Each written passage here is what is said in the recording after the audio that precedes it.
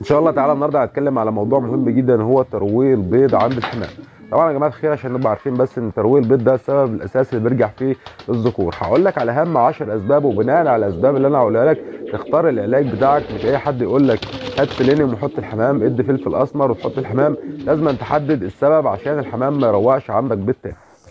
السلام عليكم ورحمة الله وبركاته، يا مساء الأنوار على كل المتابعين. برحب بكم من جديد من قناة دكتور حمام مصري. إن شاء الله تعالى فيديو النهاردة فيديو قوي جدا. الناس اللي هي بتواجهها مشاكل قلة التخصيب، طبعا الذكر بيروق البيض، ودي طبعا مشكلة بتواجه كتير من الناس، وطبعا ديت أكبر مشكلة. يعني أنا بالنسبة لي أنا في الغية دي أكبر مشكلة. ما ينفعش حمام يروق البيض أصلا نهائي، لأن طبعا الحمام بياكل كلفة كتير وكلفة غالية، وأنا بستنى البيضتين بتوعه وفي الآخر يطلعوا طبعا مروقين. فطبعا الاسباب هقول لكم عليها. مش اي حد يقول لك الحمام بيروق عندي روح هات له الدواء الفلاني او الدواء المعين. هي الادويه مش غلط، ولكن هقول لك الاسباب الاول، عشان في ناس برضو بتجيب الادويه وبتستخدمها والبيض برضو بيطلع فاضي، والبيض برضو ما بيطلعش فيه تخصيب. هقول لك الاسباب ان شاء الله تعالى، وهقول لك طبعا العلاج في نهايه الفيديو. يا ريت شباب ندعم الفيديو ده بلايك ونصلي على سيدنا النبي محمد، اللهم صل وسلم وبارك على سيدنا الاولين والاخرين. طبعا يا جماعه الخير، اول سبب من الاسباب ديت بيبقى الذكر والنتايه بيبقوا شباب. طبعا الذكر والانثى لما بيبقوا شباب ما بيبقاش عارفين قصه التخصيب بشكل كويس، بيبداوا يتعلموا قصه التخصيب مع الوقت. فاول عش طبعا بيبقى البيت بتاعه فاضي، فده ما عندكش فيه اي مشكله وما تقلقش منه تماما، لان ده ما فيهوش اي مشكله. بيبقى قله خبره طبعا في لسه في الحمام اللي هو الشبابات لسه بيتعلم التخصيب ولسه بيتعلم البيض والقصه دي، فما تقلقش من الموضوع ده. تاني سبب يا جماعه الخير برضو يبقى عدم خبره الذكر. في ذكر ممكن بتتجوزه النتايه، طبعا الذكر ده بيبقى صغير لسه، وطبعا برضو الذكر ما بيعرفش ان هو يخصب بشكل كويس على الانتاج. السبب بعد كده يا شباب طبعا كثره الذكور. طبعا في مكان عندنا بيبقى فيه ذكور اكتر من الاناث، وديت من بيؤدي لما الذكر يطلع يخصب على النتايه، فبتبص تلاقي الذكور التانيه بتضرب الذكر دون، فما بيعرفش يخصب. فلازم ان انا اخلي عدد الذكور قد عدد الاناث. وبرضو العكس، لو عندك النوتي اكتر برضو من عدد الذكور، فطبعا ده بيشتت الذكر وما بيخليش الذكر برضو يعرف يخصب بشكل كويس على النتايه. فيجب ان انا يكون عندي عدد الذكور زي عدد الاناث. رقم خمسة يا جماعه الخير، برضو حاجه مهمه جدا برضو الناس ما تاخدش بالها منها، طبعا كثره الحمام في المكان. لو تلاحظوا يا جماعه الخير وانتوا قاعدين بتكلفوا الحمام او انت قاعد مع الحمام، ساعه الذكر لما بيجي يخصب على النتايه بتلاقي الحمام كله بيضرب فيه، فده طبعا من كثره الحمام في المكان. فطبعا الحمام السايب بيبقى افضل كتير من الحمام المحبوس، خصوصا عشان النقطه دي بالتحديد.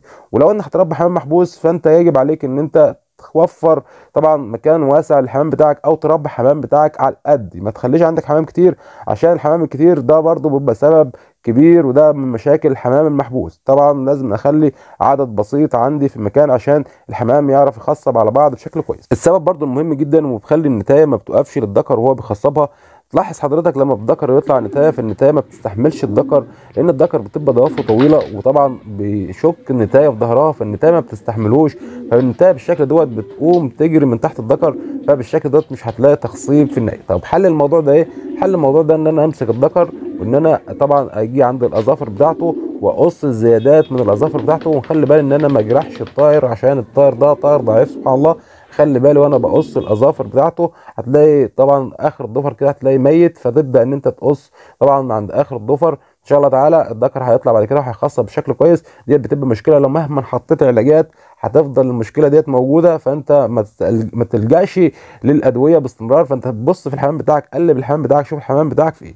ده كان السبب رقم 6. طب السبب رقم 7، بيبقى عندك حشرات في الطيور. الحشرات في الطيور ما بتخليش برضو الطيور انها تخصب على عبدها بشكل كويس، بيبقى الذكر طول الوقت مشغول ان هو عمال تلاقيه بيهرش في جسمه، والنتايه نفس القصه، فده برضه بيؤدي من ان ما بيبقاش في تخصيب عندك في مكان. فانت تخلي بالك وتنظف الحمام بتاعك باستمرار، اعمل له عمليه استحمام باستمرار عشان الحمام برضه يعرف يخصب بشكل كويس، لان ده بيبقى سبب رئيسي ان الحمام برضه ما بيخصبش بشكل كويس.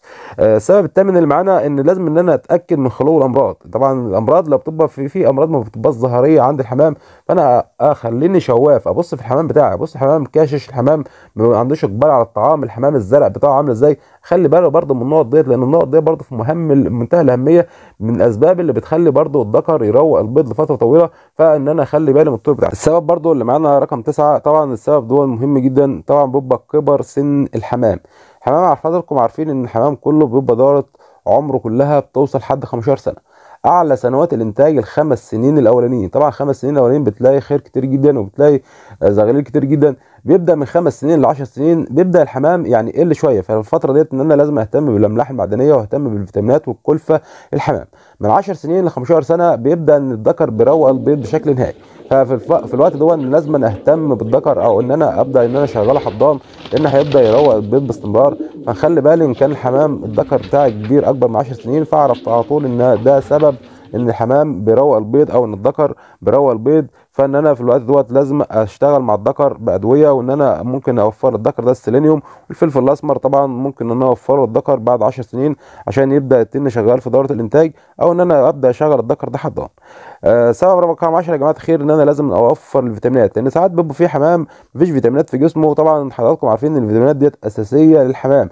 الفيتامينات ديت ان انا ممكن ادخلها له عن طريق الاغذيه. الاغذيه طبعا قلت لكم الحبوب، الحمام بياكل حبوب بجميع انواعها. ممكن اوفر له 3 انواع او 4 انواع من الادويه او من الحبوب عفوا. طبعا من الحبوب هيبدا الحمام برضو ان هو التغذيه بتبقى في جسمه بشكل سليم. هيبدا برضو ان الذكر ان هو يشتغل معايا، وان شاء الله تعالى تبدا دوره الانتاج شغاله. طبعا يا جماعه الخير كده احنا عرفنا الاسباب. ان شاء الله تعالى ابدا ان انا اقول لكم العلاج. انا بستخدم ثنائي فوسفات الصوديوم باستمرار على الاطعمه بتاعتي وعلى الاكل اللي انا بديه للحمام. ما بيخليش عندي بفضل الله تعالى الا التخصيب نهائي. باجي كل شهر ان انا بمسك شويه فلفل اسمر، بجيب ب 2 جنيه فلفل اسمر. موضوع طبعا مش مكلف ولا حاجه. بجيب ب 2 جنيه فلفل اسمر وان انا برميهم للحمام مع الكلفه.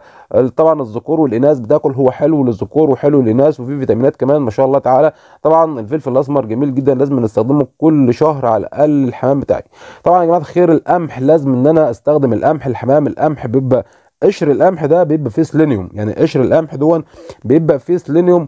يعني انا لما بستخدم القمح عندي بكثافه ببص سبحان الله الاقي الذكور بتقوم النوتي من على البيض، الاقي الذكور بتقوم النوتي من على البيض. الذكر بيبقى عايز يخصب على النتايه لما بستخدم القمح. فانا استخدم القمح ولكن ما استخدموش برضه افراط، يعني ما استخدموش احط منه نسبه. يعني مش عايز اقول لكم 20% على نسبه الكلفه اللي انا بشتغل بيها. هيبدا برضه ان شاء الله تعالى الذكر ان هو ما يروقش البيض تاني، وهتلاقي عندك تخصيب باستمرار بفضل الله تعالى. الشيء برضو ان انا مستحب ان انا برضو اوفر الحمام طبعا السمسم ده يعني مش عايز اقول لكم كله سيلينيوم. يعني بفضل الله تعالى السمسم لو انت عندك سمسم برضو اشتري اي شويه سمسم، او لو انت في البيت عندك سمسم والحمام بيروق عندك البيت برضو استخدم السمسم عندك للطيور بتاعتك ان شاء الله تعالى مفيد جدا. انا كلمتكم طبعا بالنسبه للاعشاب. لو انت بقى عايز تستخدم ادويه فانت حضرتك عندك طبعا السيلينيوم بيطري. ولو حضرتك لو رحت عند اي بيطري ما تقولوش انا عايز سيلينيوم وخلاص، لا قول له انا عايز سيلينيوم مستورد. قول له انا عايز سيلينيوم مستورد، لان طبعا السيلينيوم العادي بتاعنا دون يعني بيبقى يا كده يا كده. فانا عايز حاجه مضمونه، فانا ممكن اجي اقول للبيطري انا عايز سيلينيوم مستورد. ان شاء الله تعالى هتلاقي الحمام بتاعك في تخصيب وهتلاقي خير عندك كتير جدا ان شاء الله تعالى. اوعدكم فيديوهات قويه جدا في المرحله القادمه. يا رب تكونوا استفدتوا من الفيديو بتاع النهارده يا جماعه الخير. لو وصلت معايا لحد دلوقتي ما تبخلش عليا باللايك. السلام عليكم ورحمه الله.